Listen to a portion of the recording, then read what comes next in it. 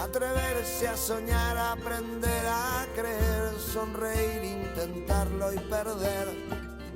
Atreverse a reír, aprender a llorar, sonreír al partir, sonreír al llegar.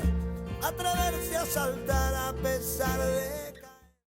¿Qué tal? ¿Cómo están? Sean todos bienvenidos a este espacio donde vamos a hablar de teatro, de ópera, de música, en fin, puede ser un programa maravilloso. Así que, sin más dilación, comienzo presentando a nuestros invitados.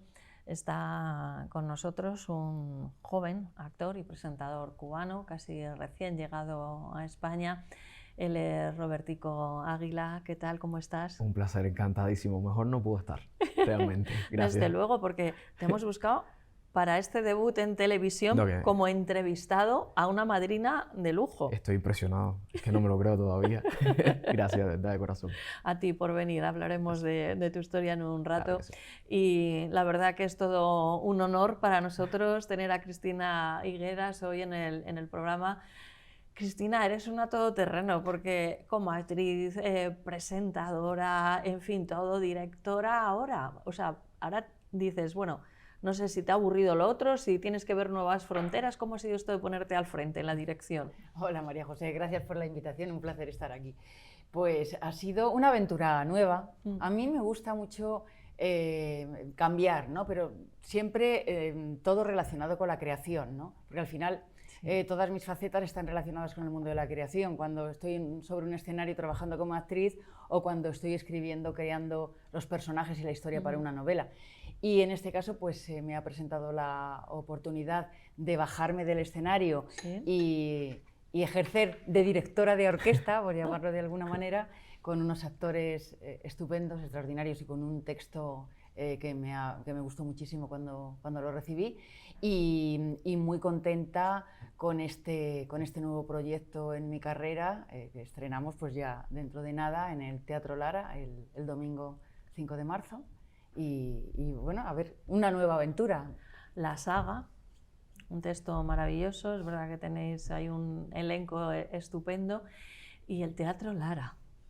Que, a ver, hay muchos teatros muy bonitos, pero el Lara es esa bombonera, ¿no? que decían, ese teatro que recuerda a la esencia. Yo creo que tiene hasta un olor distinto, ¿no, Cristina? Sí, es verdad, lo llaman la bombonera. Sí. Además, es un teatro precioso, yo creo que es de los teatros más bonitos de Madrid y tiene un tamaño perfecto para el espectáculo que vamos a representar allí, que es una comedia muy divertida, pero con mucha profundidad también, una comedia pues, con 3 personajes y yo creo que tiene el tamaño ideal y las características ideales para representar la saga. Estoy muy contenta de que haya sido el Lara el espacio donde vayamos a representar el espectáculo. Y ahora que estás en el lado de la dirección, ¿entiendes algunos directores o directoras que en algunos momentos de tu carrera no comprendiste bien o sigues sin comprender a estos? No, sí, porque cuando te pones en el lugar del otro es mucho más fácil entenderlo, ¿no? Y a lo mejor a veces cuando estás en el escenario, pues la perspectiva que tienes es muy diferente a la perspectiva que tiene alguien que está abajo y que está viendo lo que es toda la unidad del espectáculo y está coordinando todo, ¿no? Entonces, para mí ha sido una experiencia muy bonita y que me ha aportado mucho también en mi faceta de actriz y también, como no, en mi faceta de autora literaria. Sí, es tremendo. Nos acompaña también hoy José Antonio Blasco Abad, arquitecto, escritor también, pensador, eso sí, seguro. Bienvenido, José Antonio. Sé que eres gran admirador de Cristina. Hombre. Por eso hoy, teniendo en cuenta que estamos aquí con 2 generaciones de actores y con Cristina, que es polifacética, como hablábamos antes, de actriz y presentadora y escritora, que es una faceta que me ha sorprendido últimamente, pues vamos a hablar de teatro en la medida en que Venecia puede ser pues quizás la ciudad más teatral que podamos encontrar y cómo en esa ciudad barroca tan peculiar pues se inventó la ópera moderna y los teatros que la acogen, que es una tipología arquitectónica muy particular que se fue diseñando durante esos años, aunque en homenaje a ellos dos pues hablaremos de teatro. Claro que sí. Y además, fíjate, porque en la obra, hasta donde podamos contar, ¿no? Pero en la saga, bueno, pues los Medici, ¿no? Estamos hablando de cultura, también está muy presente. Empieza un poco por ahí la historia. Bueno, la historia se desarrolla en el seno de una familia de un alto estatus social y con una gran tradición familiar, es decir, el apellido Brezales es un apellido de larga trayectoria de empresarios que se remonta pues, a varios siglos atrás, y entonces el conflicto, por eso de alguna manera son los Medici de Castilla y León. Él mismo, el Mira, patriarca, se parte José Antonio. El patriarca se autodenomina a la familia los Medici de Castilla y León, ¿no? Y la acción se desarrolla en Salamanca, y entonces el conflicto viene cuando la hija, que es una chica pues, muy concienciada, progresista, feminista, le comunica al padre que ha tomado la decisión de alterar los apellidos y ponerse el primero, el de la madre, con la catástrofe que esto supone en una familia con esa tradición, que el apellido Brezales ha sido absolutamente ilustre y supone, a vistas, en la visión del patriarca, que va a suponer la desaparición del apellido Brezales. Entonces este es el conflicto que plantea la saga. ¿Por qué te ha dado tanta risa? Medici Castilla-León es total, ¿eh? Es total. ¿Sí? Vamos a dejarlo ahí. ¿Total bien o total mal? Total divertido. Ah, total divertido, vale, bien. Sí, porque hay veces que dices sorprendente, y claro, sorprendente no te están diciendo nada, dices sorprendente para bien. Es una asociación que no se me hubiera ocurrido hacer a mí pues en ningún caso, ¿no? Es que, bueno, Cristina, tú le has conocido hoy a José Antonio, pero José Antonio es muy medido en los programas, entonces cuando lo he visto partirse de risa es una cosa poco habitual. Pues te diré que es que la obra es muy divertida, muy divertida. O sea, que tú si en 15 páginas no te ha captado algo el interés, ¿piensas que el resto no lo va a hacer? Ten en cuenta que yo estoy muy acostumbrada a leer teatro, porque durante casi 20 años he tenido mi propia productora. Entonces me llegaban muchos textos. Ah, claro, para que... Claro, para ver si nos interesaba producirla, y llevarla a los escenarios y tal. Sí. Y entonces ya es algo que ya he comprobado sobre el terreno, ¿no? Que si una obra de teatro, o yo creo que una novela o una película... ¿O una persona? O... no, una persona, hombre, a ver, también seguramente. Si eres alguien intuitivo... Más de también, 15 minutos igual, también, ya en 15 hombre, minutos, un poquito más. Habrá que darle un poco más, ¿no? Vale. A las personas, pero sí es verdad que una obra de teatro, si en las 15 primeras páginas, a página por minuto más o menos es lo que equivale, los 15 o 20 primeras páginas no te ha conseguido enganchar, la puedes descartar porque seguro que no te va a enganchar. Y yo creo que en las novelas también, ¿no? Yo por eso cuando escribo, para mí mi obsesión es captar al lector, en este caso, desde el primer momento, ¿no? Que intento que mis historias empiecen muy alto y lo que pasa es que, claro, ahí está el reto de mantener, ¿no? Y aquí en la saga Ramón Madaula ha conseguido desde luego que empiece la obra muy fuerte, de una manera muy divertida, pero insisto, la saga, además de ser una comedia muy divertida, es una comedia, una obra de teatro que tiene muchísima profundidad y que lleva al espectador a reflexionar y en un momento dado a ponerse en el lugar de alguno de los personajes y plantearse cómo reaccionaría él o ella si fuera alguno de los personajes. Además, con un tema muy de actualidad, como es en nuestra sociedad la igualdad de derechos, ¿no? Efectivamente, efectivamente. Fíjate que es este tema que, como te decía antes, que bueno, ella lo que plantea es que se va a cambiar el orden de los apellidos. Y si te pones a pensar, vivimos en una sociedad que cuando una pareja tiene un hijo, lo dan por supuesto que el primer apellido tiene que ser el del hombre. Y hoy en día, tal y como ha cambiado la sociedad, yo creo que eso no se tendría que dar necesariamente, por supuesto. Y sin embargo, es algo que ni siquiera en la mayoría de los casos ni nos planteamos, ¿no? Oye, y en Estados Unidos que las mujeres se ponen el apellido del marido. Efectivamente. Que eso ya me parece que... Y en Francia, tampoco tienes que ir tan lejos. Sí, tampoco hay que viajar tan lejos, ¿no? Y en Estados Unidos ponen el apellido primero, es el de la madre, pero se queda con la con la inicial. John Fitzgerald Kennedy, pues era Kennedy, el segundo apellido era el del padre. Fitzgerald era El que la tiene madre. peso claro. es el del padre, pero es verdad que Sí. cuando, bueno, pues sí, más o menos, cuando dicen, hay mucha gente que dice, no, si las mujeres ya más o menos tenemos la misma igualdad de derechos que los hombres y tal, pues cuando analizas cuestiones como esta te das cuenta que no, te das cuenta que no, que nos falta todavía mucho por conseguir, ¿no? Pero, Roberto, desde el humor, bueno, vamos a ir poniendo algunas imágenes de trabajos que Está hayas bien. hecho, pero como te tenemos aquí, preferimos que nos lo cuentes de palabra. ¿Cuáles son los papeles que más has interpretado? Mira, dentro de este mundo que es de la interpretación, uno quiere siempre estar rozando todos, ¿no? Pero me han tocado como siempre los buenos. Bueno, tienes cara de bueno. Con esa carita que tiene, ¿verdad? ¿Cómo no vas a hacer de Pero, bueno? pero quiero otra cosa. ¿Quieres ser malo? Sí, quiero un negativo, quiero algo. Creo que tuve la oportunidad de tener algo parecido, ¿no? Sí. Dentro de la categoría de los negativos, con un director catalán, le estaba comentando fuera, que es José María Coll, una obra de teatro donde me tocaba ser el malo de la película, como decimos.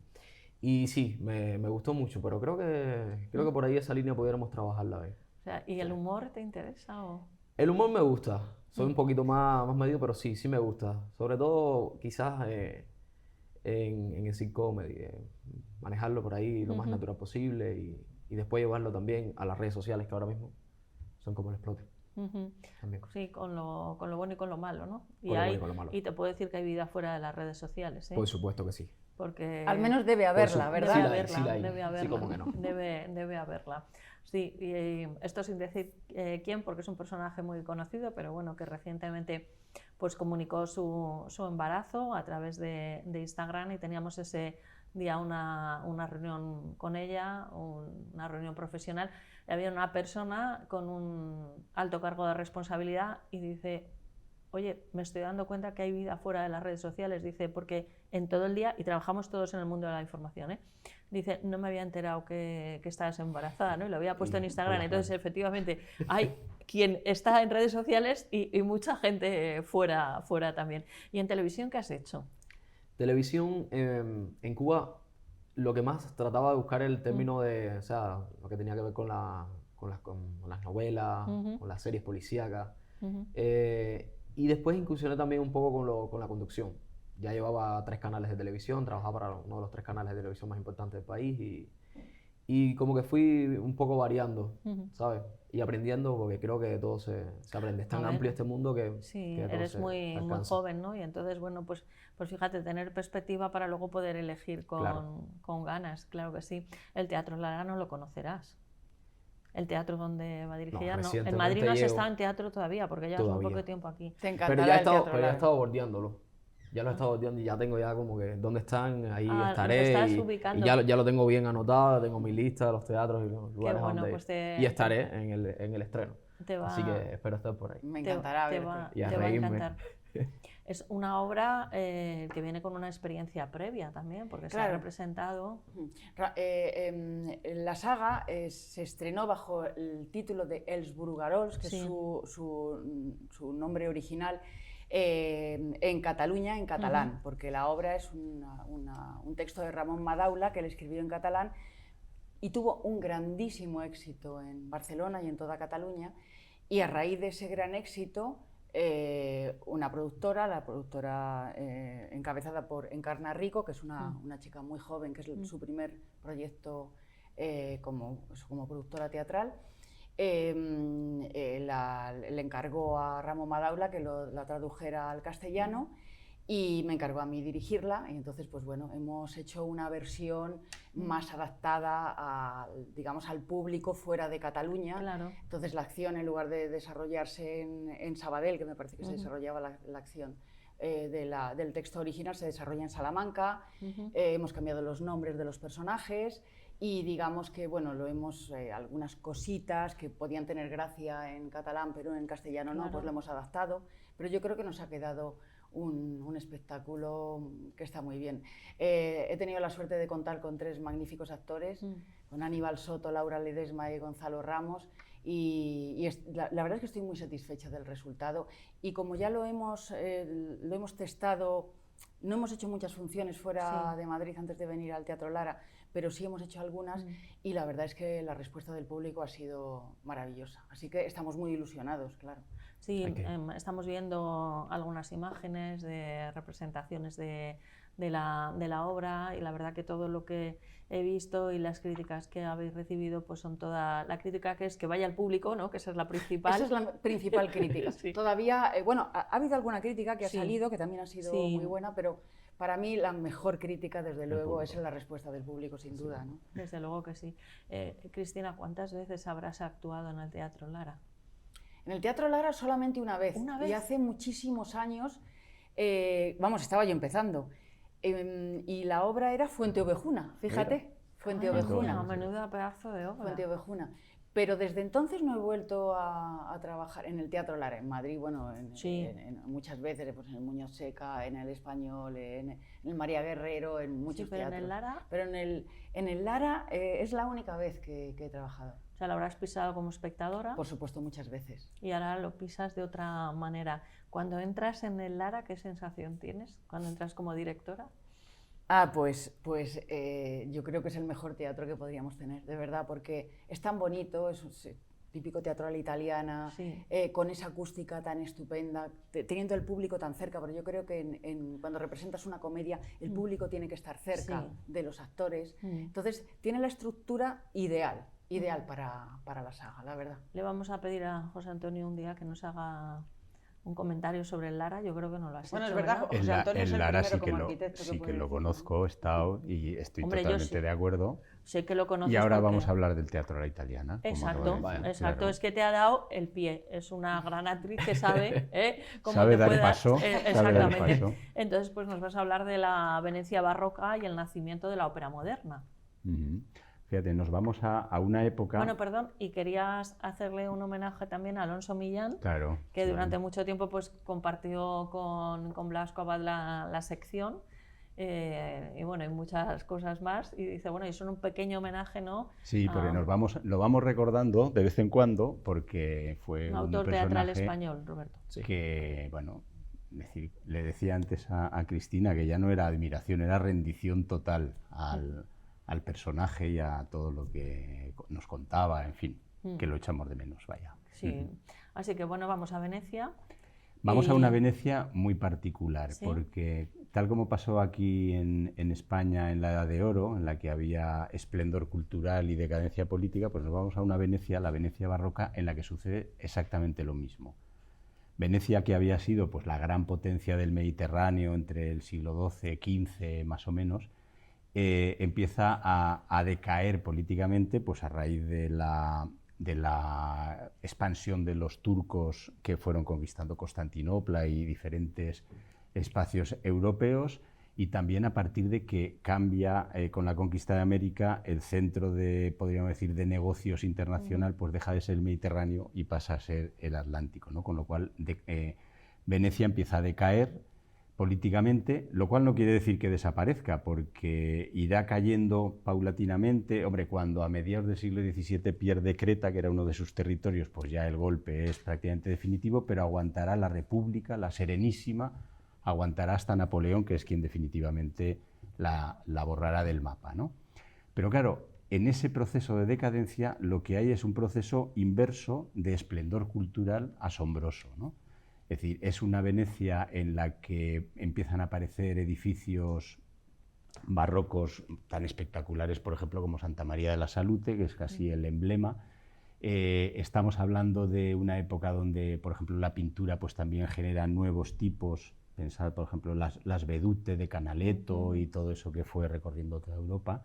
O incluso en la música, es decir, Claudio Monteverdi, que es el que compuso el Orfeo, que es la que se entiende o se le asigna de la primera ópera escrita, pues está en Venecia, ¿no? Y entonces pues está trabajando ahí en San Marcos, con lo cual pues era una ciudad que tenía una, digamos, pujanza muy importante desde el punto de vista cultural.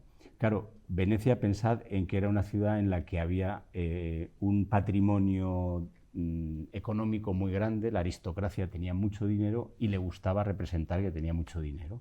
Entonces, pues los palacios que todos conocemos, las fiestas, es decir, la pomposidad, el cosmopolitismo, todo eso estaba en esa Venecia, que luego tenía ese punto álgido que se ha producido además hace poco, que era el carnaval, ¿no? Que era un poco la gran fiesta de las máscaras, del postureo, de toda esa teatralidad que decíamos antes, que Venecia quizás era la ciudad más teatral, ¿no? Entonces eran teatrales los personajes, era teatral la ciudad, esa especie de cosa rara de los canales y tal, pues dices, bueno, pues le da una singularidad que entonces estaba, digamos, en apogeo.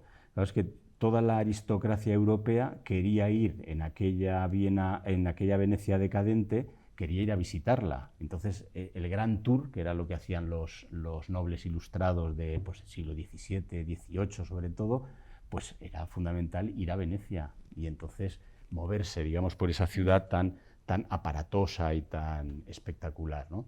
Fijaos que la primera guía turística que se recuerda, que es de Venecia, es de 1581, o sea que ya en el siglo XVI ya tenía guía turística, algo que dices en Madrid. Así están ahora, que casi la hunden, porque tienen que limitar el claro, número de personas ahora que tienen entran. un problema espectacular, ¿no? Entonces, claro, en esa época aparece lo que es el teatro a la italiana, ¿no? Simplemente por apuntar una casi de imágenes. Si hacemos un poco un repaso mental a las tipologías de teatro y pensar, por ejemplo, en el teatro clásico, los griegos y romanos, ¿no? Dice, formalmente es como una especie de semicírculo que excavaba en una ladera y ahí, digamos, se producían las representaciones, pensad, por ejemplo, en el Teatro de Mérida, en el Sagunto o unos cuantos que hay también por España, ¿no? Es decir, ese modelo de teatro prácticamente desaparece con la caída del Imperio Romano y tal, y durante la Edad Media, pues las representaciones de teatro que se siguen haciendo, pues depende de dónde son y de qué temas son. Y entonces se hacen en iglesias, se hacen en palacios, se hacen en sitios que no eran teatros propiamente y siempre destinados a la nobleza, ¿no? Esto empieza a cambiar en el Renacimiento. Hay un teatro muy especial que diseña el arquitecto Palladio en Vicenza, es el Teatro Olímpico, que retoma la estructura del teatro clásico, de ese semicírculo, aunque en este caso interior y cerrado y tal, siempre para la nobleza, siempre, digamos, con la escena y las preparaciones, digamos, para los diferentes escenarios, y empieza a modificarse. Ese semicírculo se empieza a convertir en una U ligeramente en el Teatro Farnese de Parma en esos mismos años. Dice, pero todavía no se ha producido el salto que se va a producir en Venecia al teatro a la italiana que recordaba Cristina ahora.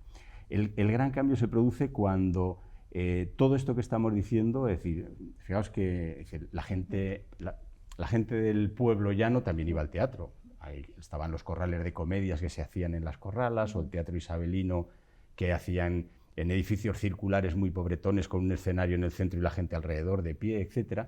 Dice, pero estaban por un lado los nobles y por otro lado el pueblo llano. Dice, el teatro de la italiana lo que va a hacer es mezclar las clases sociales. Ese va a ser su gran invento.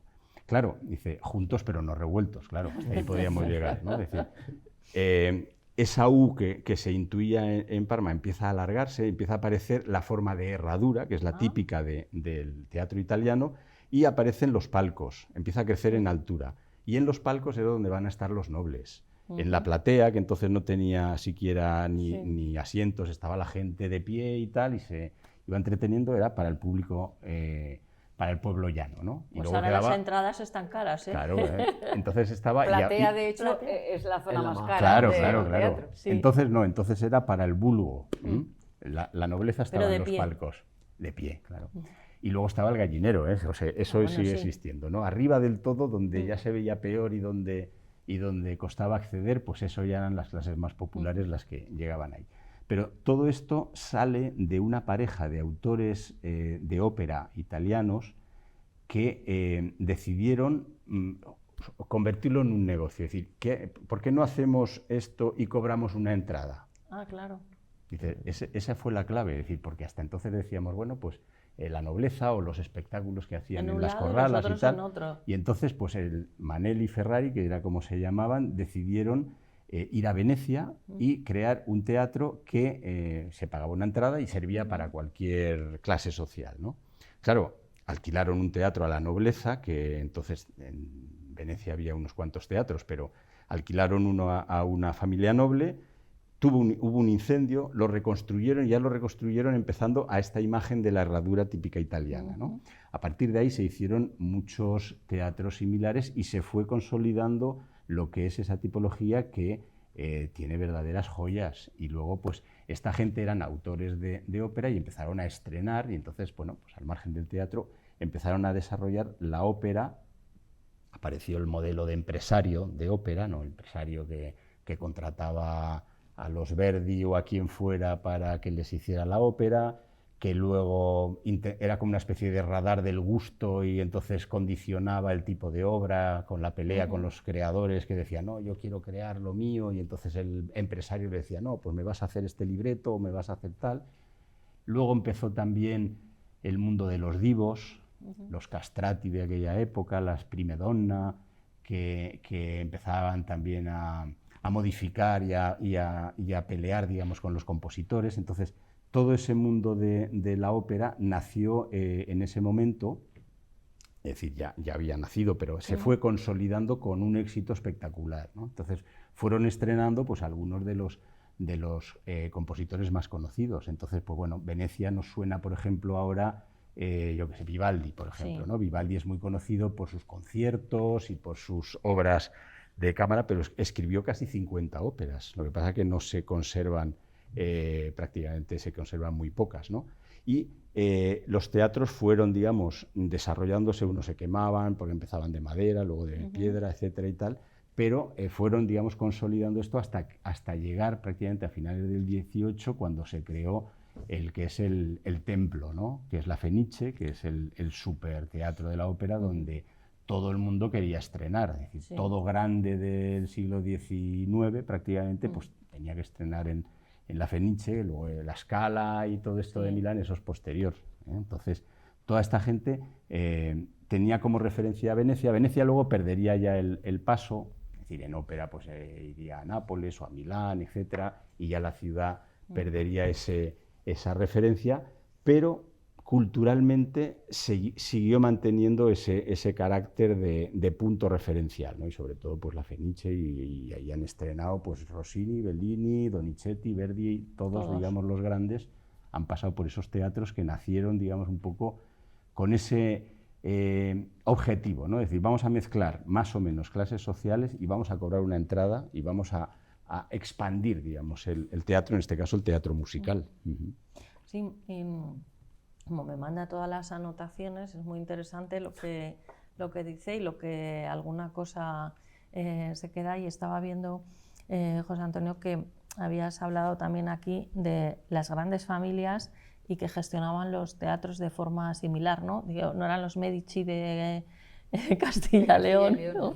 Pero eran pues familias, pues el Teatro Santi Giovanni Paolo, el Teatro Saint-Mosè, claro, el Teatro Novísimo. El primero fue el Teatro Goldini, el Teatro Cassiano, o sea, la tradición teatral de Venecia, como decíamos al principio, y como se puede entender fácilmente viendo cómo es el carnaval o cómo es la propia ciudad, que es prácticamente, es como una especie casi de decorado, pues se entiende fácilmente que sea una ciudad, como digo, teatral, teniendo en cuenta además esa sensación de clase alta, aristocrática y tal, y que tiene que demostrar el lujo, ¿no? Y entonces dices, bueno, y en muchos sitios la gente que tiene mucho poder económico pues lo intenta ocultar. Sí. Es decir, hay sitios en donde eso no sucede, sino que lo que quieren es precisamente que se sepa, ¿no? Venecia siempre ha sido un poco ese lugar de mucho espectáculo, ¿no? Es decir, e incluso fíjate que en momentos, digamos, como el carnaval, pues Venecia tenía un punto parecido a lo que ahora es Las Vegas, ¿no? O lo que ha sido Las Vegas en las últimas décadas, ¿no? Que era una especie de ciudad donde eso de que lo que pasa en Las Vegas se queda en Las Vegas, dice, pues entonces lo que pasaba en Venecia, particularmente en el carnaval, se quedaba allí, ¿no? Entonces había mucha gente que iba al carnaval y esa sensación de ciudad donde el pecado pues funcionaba a su aire, donde se podía, digamos, disfrutar de placeres que estaban prohibidos en otros muchos lugares, hacía que eso aumentara todavía su atracción, ¿no? Entonces, pues claro, cuando estos dos señores podían haber ido a Roma o podían haber ido a otro sitio, deciden ir a Venecia, no son tontos, es decir, van al sitio donde esto podía triunfar, porque incluso la aristocracia tenía ese carácter, pero también la clase llana veneciana tenía, digamos, primero una conciencia de que eran venecianos, que en aquellos tiempos pues eso también imprimía un cierto carácter y tenían una adscripción al lujo interesante, ¿no? Es decir, la artesanía veneciana, pensad por ejemplo en los vidrios de Murano o cualquier otras cuestiones, tenían mucho que ver con ese carácter de representar, ¿no? Es decir, simbolizar, representar, y todo eso era lo que fue generando el ambiente de una ciudad que, como decimos, todavía sigue siendo, aunque está como medio moribunda y con 50.000 problemas, estos días está saliendo Estaba mucho sin agua. por la marea, por el agua bassa, ¿no? Claro, Es decir, sí. es que Venecia está en una laguna y esa laguna está abierta en contacto con el Adriático y entonces le afectan las mareas. Y aunque han inventado varios sistemas para regular y controlar las mareas, pues tampoco es tan fácil. Entonces, pues cuando tocan agua alta, como dicen ellos, pues la plaza de San Marcos está absolutamente anegada, y cuando toca marea basa, que pasa menos veces, pero pasa como ahora, pues da una pena. Dices, Sí. yo no sé cómo debe oler eso, por ejemplo, ¿no? Mal. O cómo podrían aprovechar Mal, yo para creo que limpiar mal. un poco los fondos de los canales, porque se veían unas imágenes tremendas. Sí, todas de barro, es verdad. Nos has hablado de unos espacios escénicos preciosos. Cristina, ¿qué teatros ha sido en los que más, o qué teatro ha sido en el que más te ha gustado actuar? Que te guardes alguna...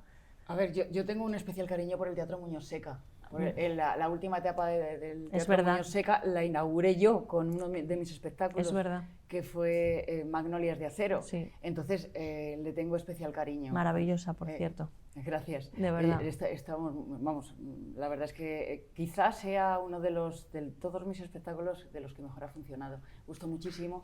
Y claro, inauguramos la última etapa del Teatro Muñoz Seca con Magnolias de Acero.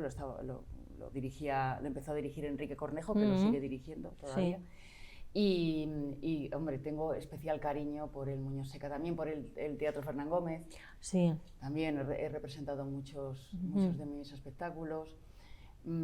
Sí, quizás sean... Bueno, y ahora el Lara, claro. Claro, el Lara, sí, que pero... para mí va a ser muy especial porque va a suponer mi debut como directora teatral en este espacio tan mágico y tan bonito. Sí, pero el Muñoz Seca ha sido tu casa, digamos, durante ha sido mucho... mi casa. Porque, el claro, Muñoz Seca era el que estuvo vinculado con Juanjo Alonso Millán, efectivamente, ¿no? justo cuando lo dejó Juan José Alonso Millán y lo cogió Enrique Cornejo, empezó a dirigir Enrique Cornejo, lo remozó, hizo una reforma que estuvo muy bien y lo inauguramos nosotros. Fíjate, a modo de anécdota, os diré que cuando faltaba un día para que estrenásemos, no había ni butacas, no había nada. Y le dije, Enrique, yo creo que vamos a tener que aplazar el estreno. Y dice, no, mañana se estrena, ya verás cómo está absolutamente todo. Y estuvo todo. Fíjate. Hasta la última butaca, hasta el último adorno del telón. Y si no, bueno, como en Venecia, de pie.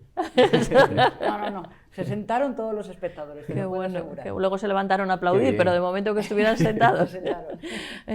Robertico, ¿y tú?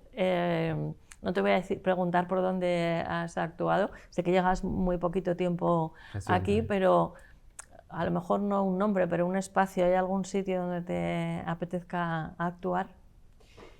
Mira, en España. Tengo que decírtelo así porque realmente es un reto, ¿no? Ganas. Sí, es un reto gigante. No tiene nada que ver con lo que estás acostumbrado allá en Cuba, ¿no? Y con todo lo que tiene que ver con los medios y eso, pues acá es totalmente diferente. Pero sí me gusta. Escucharlos a ustedes es gratificante porque también estoy echando todo este conocimiento para mí y aprendiendo muchísimo, ¿no? Y la mezcla, como que somos dos países que de cierta manera pues hablamos mucho con esto de los medios y estas cosas y la televisión, sobre todo el cine, que este año ha sido para ustedes, o sea, muy gratificante el cine español de este año, que me gusta muchísimo. Entonces, me gustaría España como tal. O sea, no pudiera decirte en lugar específico. Quizás si fuéramos a mencionar algunos nombres, pues el cine de Almodóvar lo amo, lo adoro. Es algo que me llama mucho la atención. Pero no se puede dejar de mencionar a tantos actores y es grandísimo lo que hay en la posibilidad de la actuación de acá. Tenemos unos artistas, ustedes preciosos, buenísimos, con un talento increíble, y poder trabajar con ustedes para mí sería un placer enorme. Pues te deseamos mucha suerte, ¿verdad? Muchísimas gracias. Ojalá te vaya fenomenal Claro que sí. en esta nueva aventura. Muchísimas, una aventura así, bastante grande, y estamos aquí para eso. O sea, que hay que asumir lo que Como venga, claro. nunca nada es fácil, pues No, pero claro, tampoco lo has tenido hasta ahora Y si fácil. lo tienes todo fácil, No se saborea no luego. no se saborea luego. No se saborea ¿Cómo va? luego. Bueno, pues antes de despedir el programa, sí queremos que nos recuerdes, Cristina, ese estreno el domingo 5 de marzo. Ahora nos das todos los datos, y que va a estar en cartelera en principio todos los domingos, ¿no? De marzo y abril. Sí, porque ahora últimamente ha cambiado muchísimo Sí. todo el tema de la programación. Entonces, el Teatro Lara además se caracteriza por tener un gran abanico de espectáculos a lo largo de toda la semana. Y a nosotros pues, nos han ofrecido el domingo a las 8:30, todos los domingos de marzo y de abril, de momento, a las 8:30 de la tarde estaremos allí. Y yo creo que es un día estupendo. Y una hora maravillosa Y también. una hora estupenda, la verdad, bueno, y ahora lo que falta es que el público acuda a ver la saga, que yo creo que se van a divertir mucho y van a pensar mucho y les va a hacer reflexionar. Exacto, porque es profunda también, como has dicho en un momento de la entrevista. Y bueno, referente a la programación de los teatros, es verdad que también pues aprovechan algunos pues para hacer infantiles, que está muy bien para que los críos o los peques se vayan acercando al teatro. Y yo creo que también porque muchos no quieren tener como una etiqueta, ¿no? De que en uno parece que nada más se hacen obras de humor, digamos, en otro dice, bueno, una cosa son los oficiales, ¿no? O los estatales, y otra pues son estos teatros, ¿no? Que haya variedad también es bueno. El caso es que haya cosas buenas programadas que te harán ir más al teatro. Eso es, y yo creo que sí, porque así en el Teatro Lara hay comedias, hay espectáculos más alternativos en la sala de abajo, Sí. Es decir, que hay una oferta para un público variado que puede elegir, ¿no? Entonces eso es lo que... ¿Y quién no tiene ganas de pasarlo bien? Lo ideal, claro que Claro, sí. es Sobre verdad. todo diré que la saga es una comedia. Exacto, Es sí una que comedia necesitamos mucha comedia. y que yo creo que el público lo va a pasar muy bien y lo va a disfrutar. ¿Y a ti, José Antonio, dónde te gustaría actuar? ¿En qué teatro? Yo estoy actuando aquí en la tele. En Venecia, ¿no? Venecia, no estaría mal, Venecia. ¿no? Sí. Sí, pero... No, a mí me gusta más ir a ver actuar, ¿eh? O sea que yo me voy con los deberes de ir a ver la saga, que ir a verla, y espero también en breve ver a Robertico en algún tipo de actuación, sea cine, televisión, teatro o lo que sea. Están invitados desde ya, lo primero que hagan. Vamos, Ya tienen entrada. prepárate, que Sí. somos un montón, y el equipo técnico también, Todo ¿no? el equipo. Vale, Todo. vale. Lo prometo. José Antonio, pero bueno, tú vas a la ópera, vas al teatro, te gusta... Pero yo soy espectador. Vale, yo soy pero un como buen espectador, un teatro, algún espacio en el que te encuentres especialmente Hombre, a a mí gusto. siempre me ha impactado el teatro real. Lo que Claro. pasa es que, claro, lo veo con otros ojos, ¿no? Es decir, el Teatro Lara, por ejemplo, he estado unas cuantas veces y es verdad esa sensación de casi de familia, ¿no? De estar ahí, dices, están muy cerca y es como es tan chiquitín y tan coqueto en sus detalles. Es el típico, pues que no te importa a lo mejor que se retrase la función o llegar demasiado pronto porque estás muy entretenido viendo el espacio, ¿no? Pero sí, ese está bien. Pero el teatro real yo pues siempre es el que acabo más asombrado. Claro que sí. No, y además con la reforma que le hicieron y todo, la verdad que está más cómodo. Muchísimas gracias por acompañarnos. José Antonio Blascobat, abogado, arquitecto, no sé ni lo que digo, que eso es como un chiste, ¿no? Abogado, uy, ya me está sacando. Aquí es que tenemos uno de nuestro equipo, además de parte técnica, hace un programa y cada vez que metemos la pata... Se le llama. Así que ya le estoy dando argumentos, fíjate tú. José Antonio Blascobat, arquitecto. Muchas gracias por acompañarnos y hasta la próxima. Y por traernos esa Venecia maravillosa con sus teatros, con la ópera. Y bueno, yo creo que aparte de las fotos que hemos visto nos has generado pues mucha ilusión también a nosotros. A Cristina Higueras, por supuesto, siempre nuestra admiración, enhorabuena. Muchas gracias. Por ponerte ahí al frente, la cita, la saga. A partir del domingo 5 de marzo en el Teatro Lara estaremos pendientes, te seguiremos muy de cerca, ya sabes que estamos aquí para apoyar al teatro siempre. Y yo te lo agradezco muchísimo, María José. Especialmente también la escritura y todo, pero el teatro tenemos una debilidad especial. Y a ti, Robertico. Yo creo que el agradecido también soy yo, por brindarme el espacio, por estar al lado de ustedes, por el equipo, por todas las cosas y por ser esta hoja de presentación.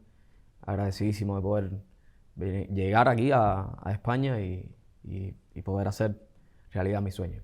Bueno, y a ti, porque ver personas con ilusión al final nos transmiten ilusión a todos, ¿sabes? Así que Gracias. En lugar de estar así todo quejica y tal, pues no, dices eso, ritmo. Venimos a comernos el mundo, no que el mundo nos coma a nosotros. Vale. Gracias a todos y a todos ustedes, si me lo permiten, una última recomendación. Y es que sean ustedes malos, pero que puestos a ser malos no sean un poquito malos, sino que sean muy, pero que muy malos, porque dicen los que entienden de esto que es divertidísimo.